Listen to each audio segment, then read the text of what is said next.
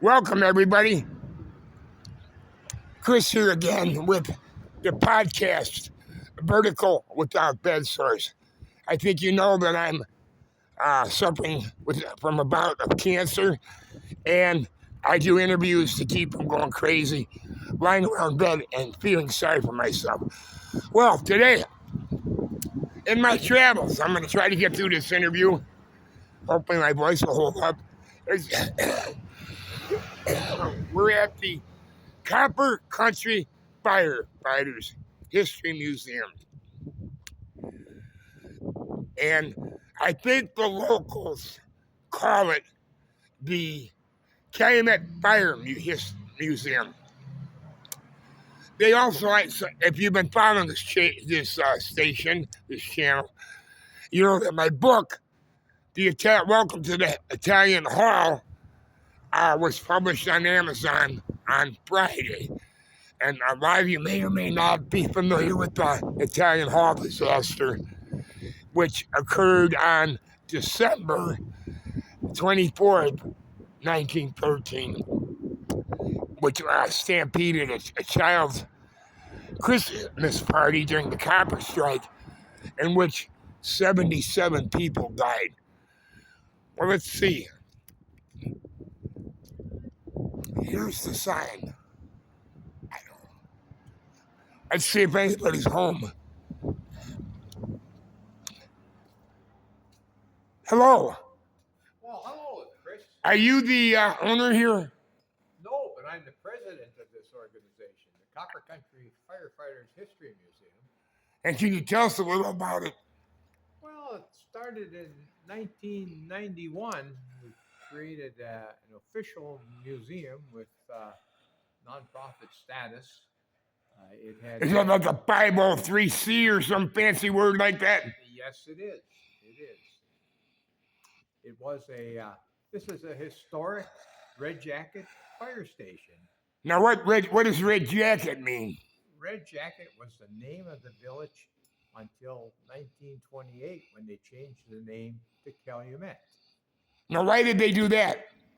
Well, everybody knew the area as Calumet, and they couldn't, early on, they couldn't claim Calumet as the name because the village of Laurium had the name Calumet until 1898 when they changed to the village of Laurium because they wanted their own zip code number.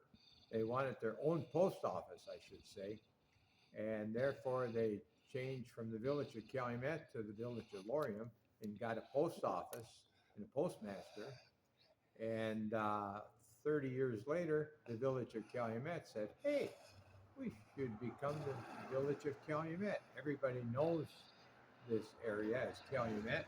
The post office was the Calumet post office, always historically, probably because of the mining company, Calumet Hecla Mining Company. Do you know what the word Calumet means? Peace pipe. Very good. I actually went to a college, the St. Joseph's Calumet College, by the Precious Blood Fathers, and that was one of the first things we learned. It's Chippewa, isn't it, for That's peace correct. pipe? Right. Now, what's the difference between Chippewa and Ojibwa? I don't know. I think one is Ojibwa is the native language, the name, and Chippewa, I think they call themselves the Ojibwa tribe, and I think maybe the anglicized or the English speakers call them Chippewa. Do you know a guy named Longfellow wrote a poem by the Gitche Gumee, Big Sea Waters. Did you have any idea where the Gitche Gumee's at? It's the Lake Superior. Right, and it's Ojibwa, right, or Chippewa. Now, what's a gentleman like you doing in a place like this? How did you get here? Well, I saw a little newspaper article about 15 years ago where they needed volunteers or else they weren't going to be able to stay open.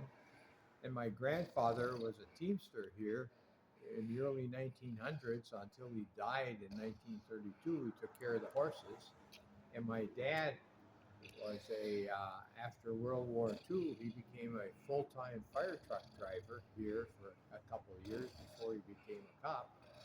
And so therefore, in memory of my dad, my grandfather, I wanted to participate, and I've been here ever since.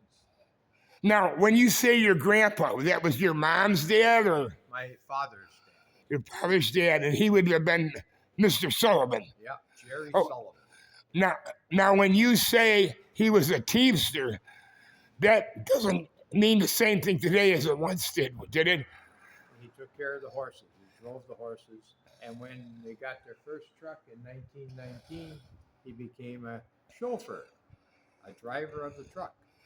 So when you say teamster, it's really like a horse handler. It has nothing to do with unions. Correct. Okay. So anyway, when was the first time you ever walked into this place? Do you remember? No, I don't remember, but probably when I was 3 or 4 years old. And so you used to hang out here, right? Yeah, well, my dad worked upstairs, and therefore I'm sure I was here. I don't remember that. I don't remember ever really hanging out here, but I'm sure I visited my dad when he was here. Do you remember, were you here on Saturdays or during the school week or summers? What's the question?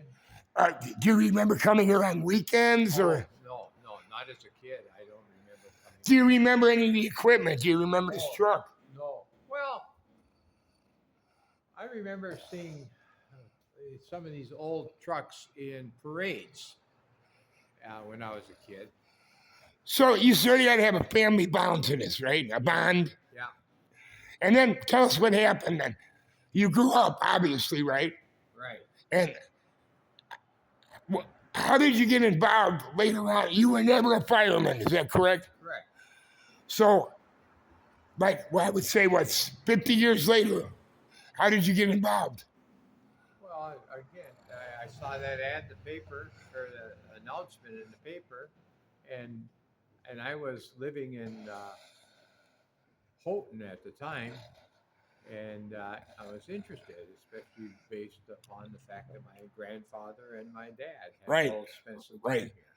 Okay. And then you became director. When did you become director? Probably shortly after I started volunteering. They put me on the board of directors, and a few years later, excuse me, I became the president. Now, I understand your regular job here is civil engineer. Is that true? That's true. And where did you work at? You had your own consulting business? Or? Yeah, I worked for UP Engineers and Architects. We had our main offices in Houghton. And as I understand it, you were involved in a little controversy in 1984? Yes. Can you tell us about that? Yes. Are you allergic to me? No, I don't think so. Must be the dust in here. Anyway, yeah.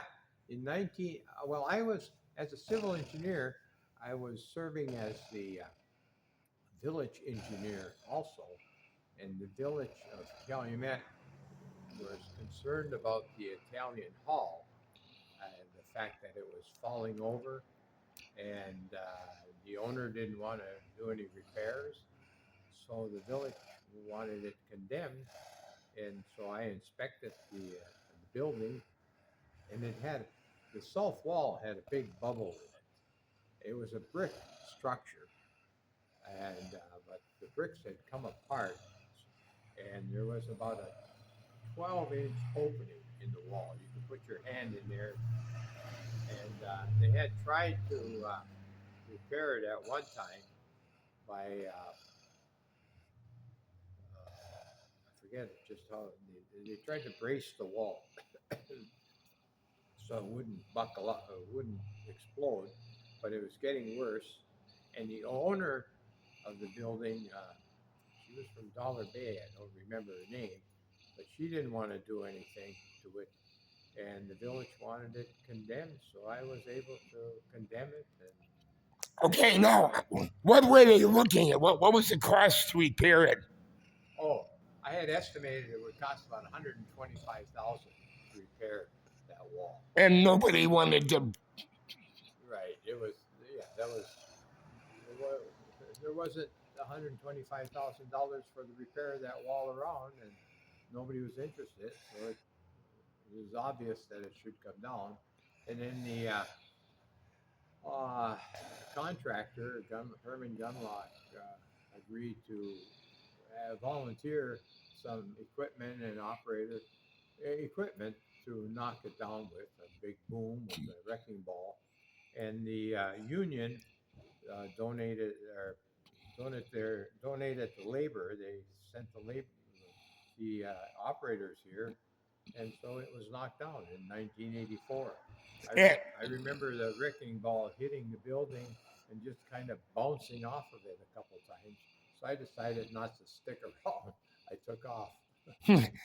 Was there a big crowd out there? Oh, there's a good sized crowd. Any demonstrators Nobody. preserved? No. So it wasn't really that big of a deal, right? Well, there were some people who wanted to save it.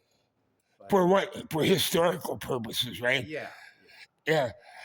And what? Because it would be sort of macabre. It was a macabre sort of 77, at least 77 deaths, right? Or 72 or 73. Yes. 73.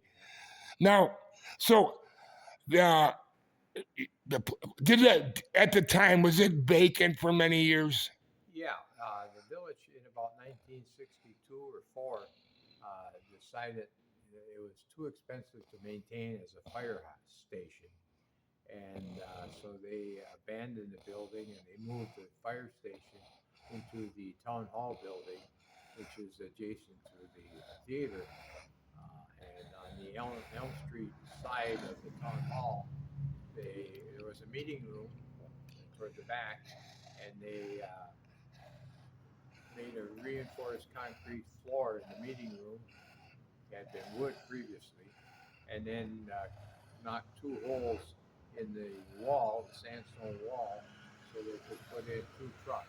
And that's where the fire department moved to in the early 60s. So would we be talking, if we could just step out here for a moment, Sure. we'd be talking on the, what would that be, the north side of that building? Yes, on the Elm Street face. Okay. And there's, right as we speak, there are still 2-wheel fire trucks ready to go. Yes. Is that correct? Yeah, that's correct. Okay. And okay, Mr. Sullivan, I don't like long videos, so we're gonna ask you to take us through a short tour here now, okay? Okay.